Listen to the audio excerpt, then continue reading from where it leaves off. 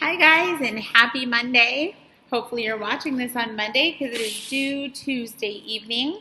I wanted to talk to you guys about reading and interpreting graphs. So you might be like, Miss Manders, this is not math class.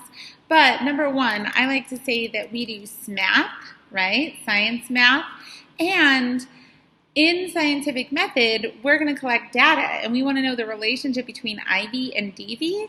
Well, what better way to see that relationship than with a graph? So today we're going to talk about interpreting graphs, and then I'll go back to your assignment for today, which is a Google form. So we're going to look at how graphs help us interpret data. We're going to talk about line graphs, bar graphs, and circle graphs. And then most importantly, or maybe the new thing for the day, is trend in a graph. So first of all, check that out. That's kind of a crazy graph. Okay, so why are graphs useful? Well, graphs are a quick way to visualize trends and to make comparisons. So here's a little graph. I don't know about you, but every time I go to the movies, I get popcorn. I'm like, oh, I can't wait to enjoy this popcorn while I watch the movie.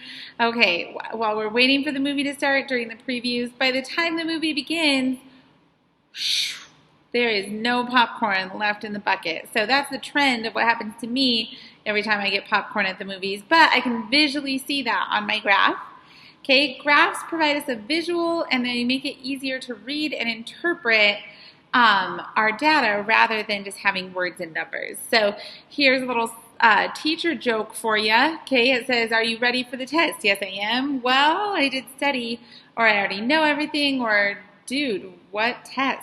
Okay, hopefully this isn't my class, because what is the majority thinking here? Scary. Okay, here's one more pretty little graph, and it shows the starting salary by category of college majors. So students who majored in engineering, computer science, health science, science, all of those sciences are up here at the top of the pay scale, right? So it says, looks like all those hours of science class finally paid off.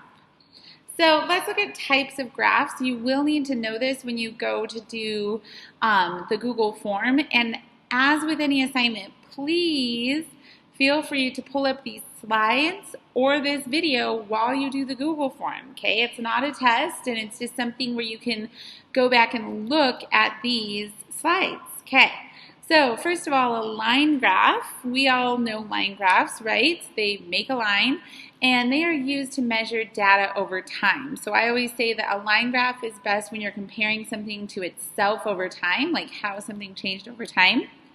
A bar graph is used to compare values or different things. So if I'm comparing this to that, and I'm not looking at the same thing over time, okay, when I'm comparing different things, I like to use a bar graph. Then we have circle graphs. You may have heard of these as pie charts because it's like having a piece of the pie, right? Well, circle graphs are used to compare values, but it's more when you're talking about percentages or parts of a whole. So out of 100%, what percent is this or that or whatever? A circle graph or a pie chart is great for that. In science, there are two variables that we're trying to map out when we do our graph. First, you might have guessed it, the independent variable. Okay, if we want to know the trend or the relationship between IV and DV, we're going to graph our IV, which is what is changed during the experiment to cause a change in the DV. And then we're going to graph our dependent variable, so what is being measured as a result. Okay, and our graph kind of maps that out for us. So here's a line graph charting temperature. And temperature is labeled on the y-axis, okay, the vertical axis, and dates are on the x-axis. So we can look at this graph and we can look at trends in the weather over these certain days. So it says, during this first week of January, which day was the coldest? Okay, well, here's my temperatures. Which one has the lowest temperature? January 1st. Good job, everyone who just said that. Okay, it says, what was the temperature on January 7th? I don't know. It's not January 7th. Oh, wait, I have a graph. Let me go to January 7th. Okay, so here's my days, January 1st through 7th. January 7th, it was 40 degrees-ish, 39, okay? Yeah, it's right before 40. And then which day does the temperature peak? Well, just like a mountain peak, what's the highest peak here? That would have been right here on day 4, January 4th. Okay, so we can look at a graph, we can check out our data and interpret what it means. So here's an experiment. It says multiple carts are pushed down a track with different size weights attached to them. The distance traveled was measured. So what are my IV and DV? Let's think about that. What am I changing from trial to trial? Well, I'm changing the weight, right? So I'm putting different amounts of weight and I'm measuring the distance as a result. So you're hopefully noticing the IV goes on the X and the DV goes on the Y. But here is what I find. Okay, what happened to the distance traveled as we added more weight? Well, I could sit there and I could try to interpret my whole data table, or I could just look at the graph, because the graph is telling me that as I add more weight, boom, boom, boom, boom, the distance traveled by the car is less and less, which makes sense, right? The heavier it is, the harder it is to move. So let's talk about trend, okay? Before you do the Google form, make sure you understand this. Graphs show us trends and relationships in the data.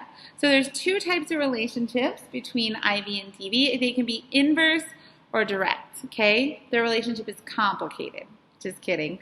If both the variables increase or decrease together, then they share a direct relationship. That means they're doing the same thing. So whether it's that they both increase or that they both decrease, if they're both doing the same thing, that's called a direct relationship. Okay, if one variable increases while the other decreases, okay, then that's an inverse relationship. They do the opposite thing. So as IV increases, DV decreases, or vice versa.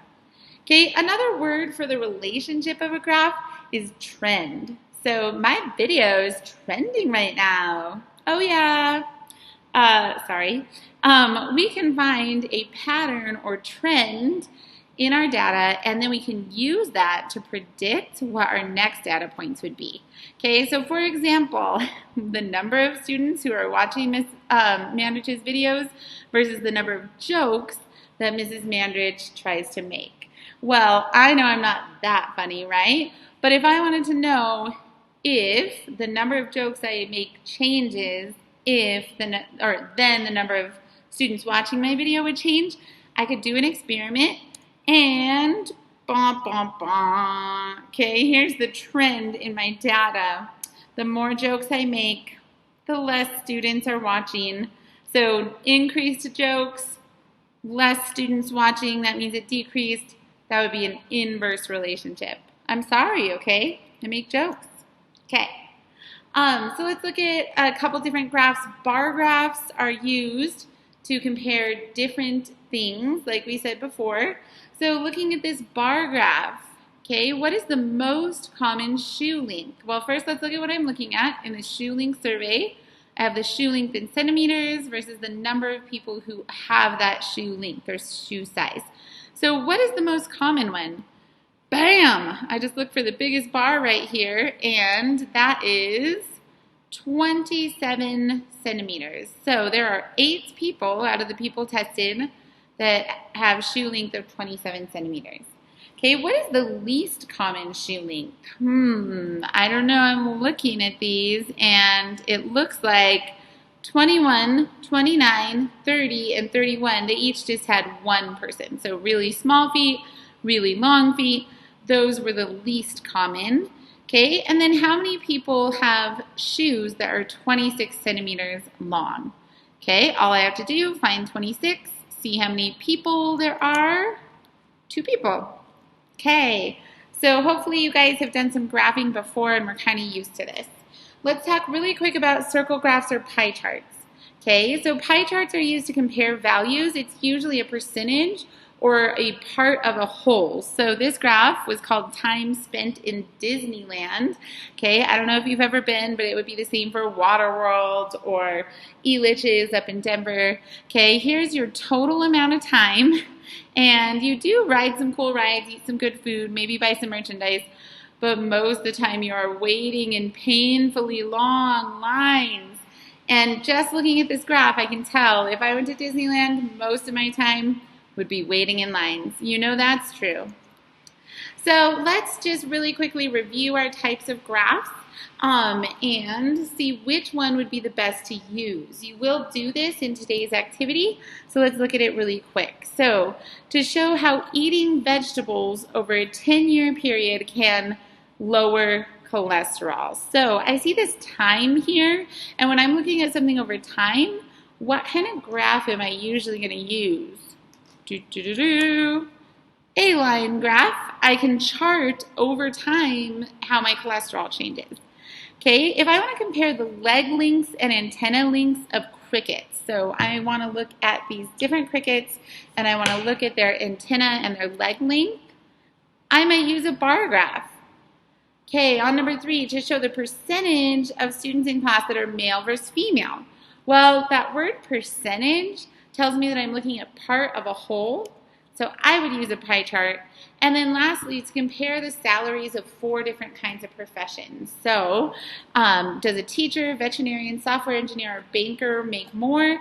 Well, those are 4 different things, so what graph would I use? A bar graph. That is correct. Okay, I'm going to get out of my Google Slides real quick. Again, you can refer back to these slides. I'm going to post the actual slides in Schoology and the video, but I want to show you today's assignment. So it's called Reading Graphs, and it says look at each question carefully or each graph carefully and answer the question. Many questions are based on the trend or pattern in the data, so you can guess what the next number will be based on the pattern that you see. So, of course, you're going to put your last name and your first name. And then here's question 1. So it says, according to the graph, how many mice will be born in week 5 if the trend continues? So I have a bar graph. I'm looking at the number of mice per week. Week 1, week 2, week 3, week 4. What do you see happening in our data? So we went from 10 to 20. Then we went from 20 to 40. Then we went from 40 to 80. It really looks like it's doubling, right? So let's get our math brain out, our SMath brain. And I can say, oops, sorry, I'm on the teacher version, so it wants me to edit it. But yeah, there you go. There's the answer, 160. So whether you put it as a number or type it, it should mark it correct. Okay, question 2 is a multiple choice question. So it says, Jeb decided to start an aquarium. At the pet store, he learns that every aquarium should have a certain percentage of different things, such as water, rocks, and filters. What would be the best way to illustrate the information about what aquarium should contain? Let's think about that one. It says percentage. I'm going to go with circle graph. So I'm going to put circle graph, okay?